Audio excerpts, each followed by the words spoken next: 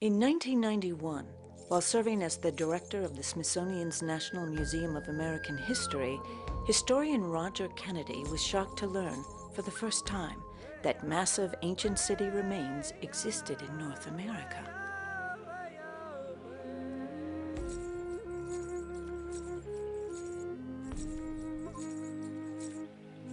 Very, very few of us were conscious of the immensity of a place like Monk's Mound at Cahokia, opposite St. Louis, which is bigger in its footprint than the Great Pyramid at Giza. We didn't know that.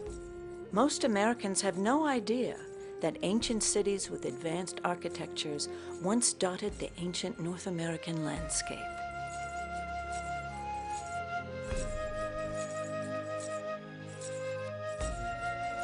Director Kennedy has since coined a name for such places. What I call hidden cities. I use the term because these were very big places. There were more people, we now know, in Cahokia, across from St. Louis, than there were in London or Rome.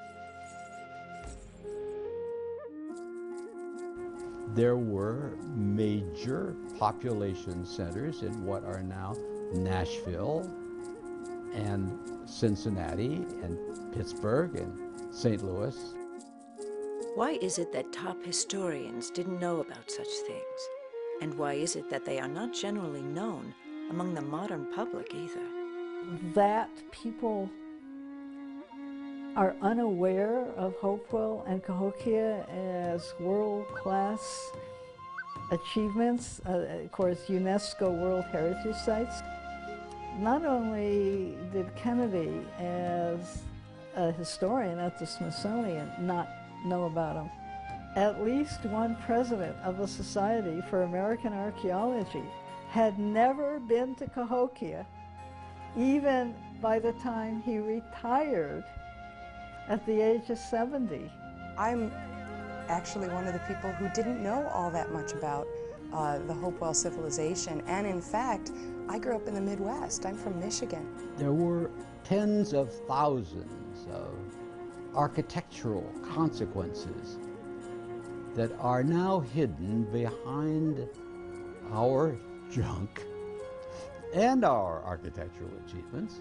Once I started talking about it, I found lots of other Native people who had no idea that these sites existed and were there and what they were all about and the history of them. That, to me, in and of itself, is amazing, that that level of just silence around this.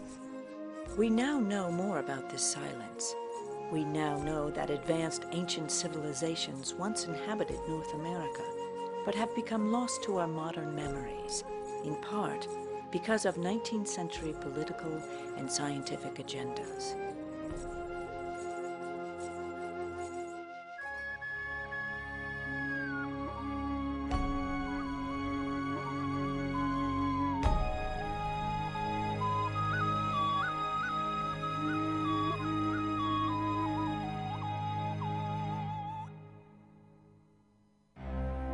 Advanced ancient civilizations once inhabited the North American continent, and this fact was common knowledge just 200 years ago.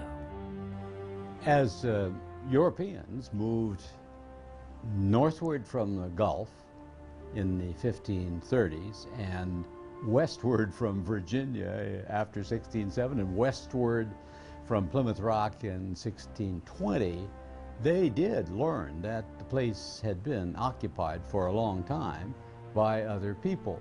George Washington saw major earthworks. The biggest architecture George Washington ever saw was created by Native Americans along the Ohio River.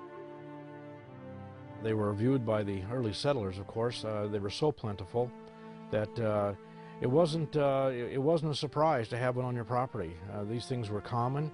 Oftentimes, many of them were reduced to nothing because they were used for landfill in a growing village or a town or an upcoming city.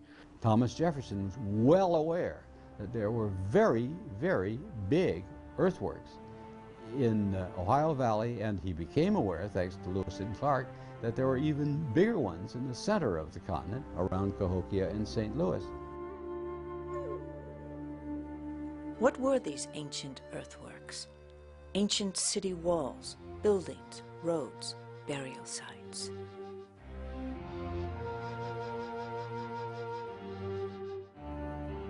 Artifacts of iron were found, artifacts of hardened copper, stone tablets with writing.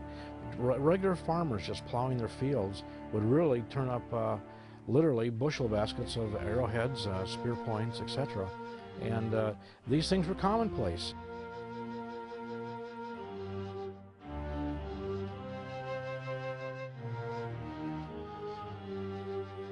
With the mounds that we see and the earthen banks and the ditches, to see them in such a great quantity and number, there had to be, just had to be, a very, very large population here at one time. None of that, virtually none of that, presents itself to us. Yes, in some small park-like enclaves, but downtown St. Louis doesn't have a mound center. Downtown Cincinnati doesn't have a mound center. Downtown Pittsburgh doesn't have a mound center anymore. Marietta is to some extent, Marietta, Ohio, defined by its ancient earthworks, but there's an awful lot that defines it subsequently. So the answer to that is, we don't see it. Some who authored the very first publications of the Smithsonian, or the earliest books on North American antiquities, described and illustrated things that would surprise most of us today. Some people, such as Caleb Atwater and Squire and Davis, they believed the artifacts that they were finding around these mounds and cities and earthen structures, that this was representative of an advanced civilization. This is the very first publication of the Smithsonian Institution. This is the work that Squire and Davis were able to complete in the late 1830s, the early 1840s, in what's called the Ohio Territory, which primarily worked in the state of Ohio, showing the monuments and the vast cities and the greatness that they must have had.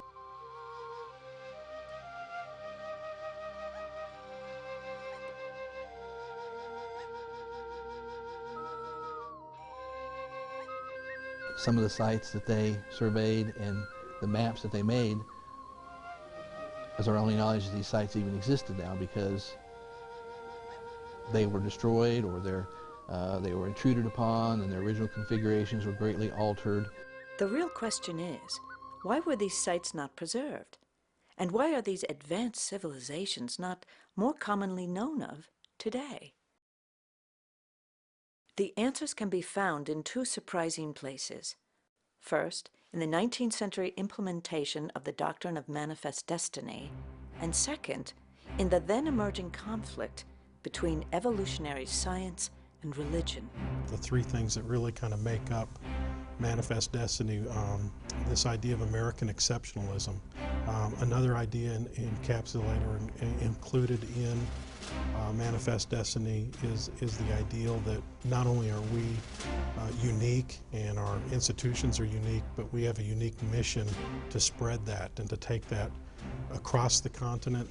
And then the third area is that we are uniquely qualified or called. It is our destiny. This idea of the different races not only having separate creations, but perhaps they also had different capabilities. That's where that played into it, because it's a small step from there to start talking about allegedly superior or inferior races, and that's exactly what happened. Science did tell them that there were certain races that were superior and some that were inferior. There seem to be two traditions in our culture with respect to acknowledging the accomplishments of our predecessors. The first is manifest destiny flowing westward out of New England and New York and Philadelphia. From Plymouth Rock onward, we are fated to progress across the continent, driving the savages before us, and we are going to redeem this place from barbarism. This classic study on manifest destiny and then Roger Kennedy's application of it to understanding and accepting American antiquities just is a very obvious pattern. The obvious pattern was that discoveries of antiquities conflicted with the thinking of European immigrants, that Native Americans and their ancient ancestors were mere savages. doctrine of manifest destiny allowed the United States government to classify the Native Americans as savages by their terminology, and by calling them savages, that would allow them to push them aside and basically claim their lands as America expanded in a westward direction. 19th century Americans would have found it more than inconvenient. Politically, it would have been impossible for them to have taken lands away from Indians, from any indigenous peoples, if they viewed them as having rights even close to what they had as American citizens. As the archaeology developed as a new science and anthropology as a new science, and they would find these things, these evidences to show that there was a written language, that these people possibly did smelt iron, they did smelt copper, and they mined it, they carried it, trade over great distances. These were signs of a higher civilization. And that higher civilization idea or theory coming from our educated scientific community of the day became directly in conflict with the manifest destiny ideas put forth by the U.S. government. Well, it's not surprising to me that Native people in this area at this time were working copper and had extensive knowledge of copper. As an Anishinaabe person who's from Michigan, I can tell you how critical and central copper is to our way of life, even today. With it being so central, of course, we had to be very skilled at mining it and having it be getting resources and sharing those resources and spreading them around. You know, it's not, for me, when I think about it as an archaeologist, it's not just the implements and the level of technology. It's the wider network that would have had to be developed to make that happen. You know, where the copper was coming from, how far away that was, and what I find students are always really surprised by is the extent of those kind of trade networks that we don't see again in this country until much later.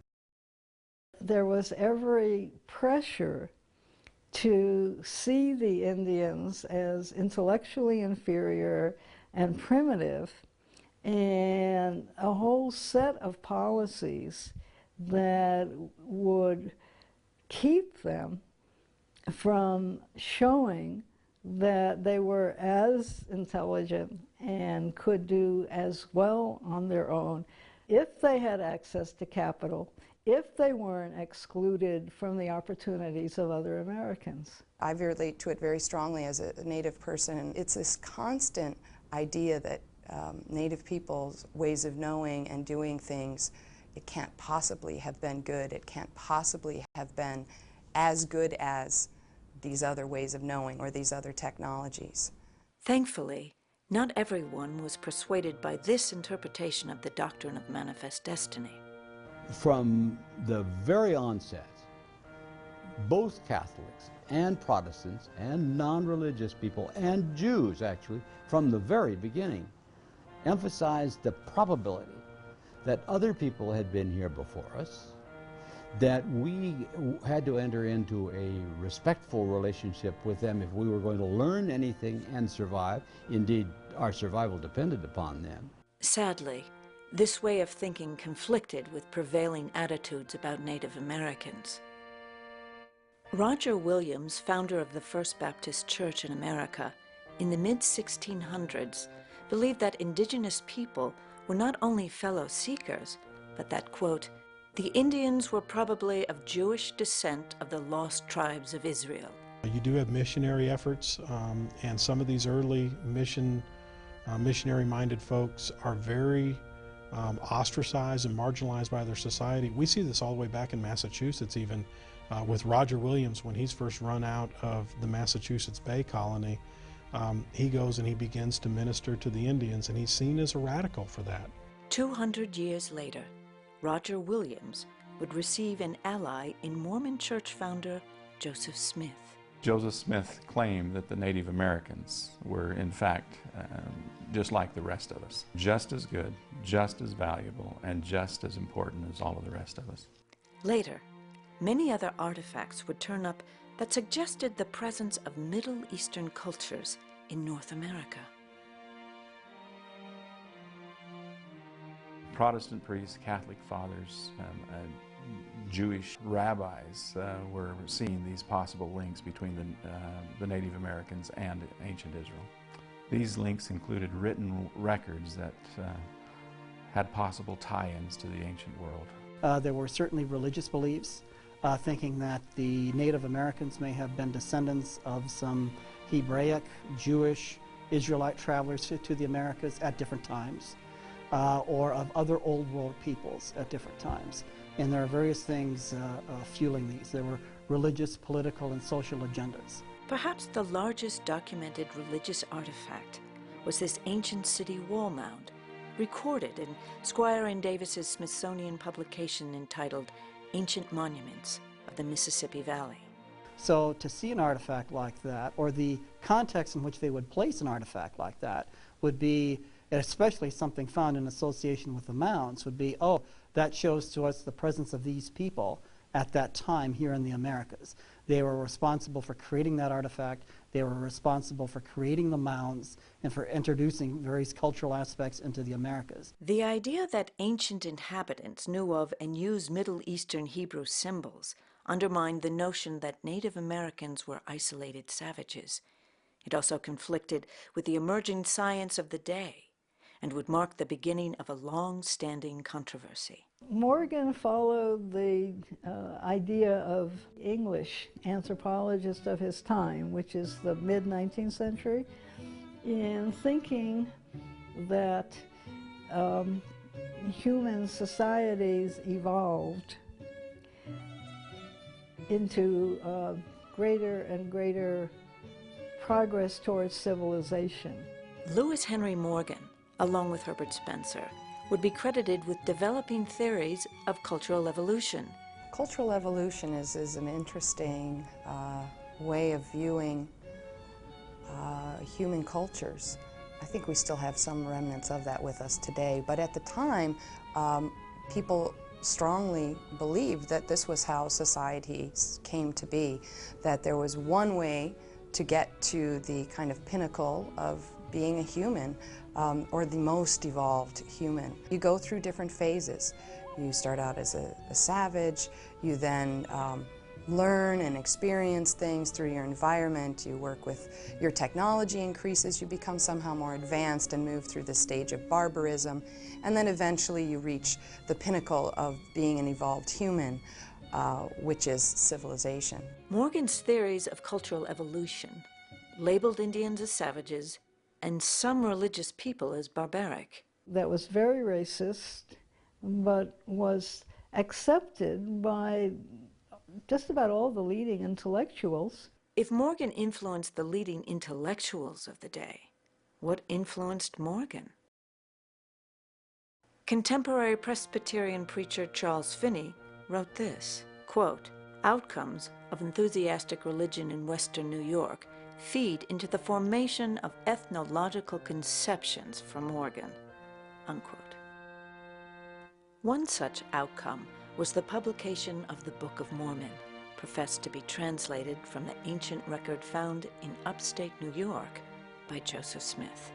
Smith claimed that this record had been written in a reformed Egyptian language. Morgan's ethnological conceptions would become the extreme opposite.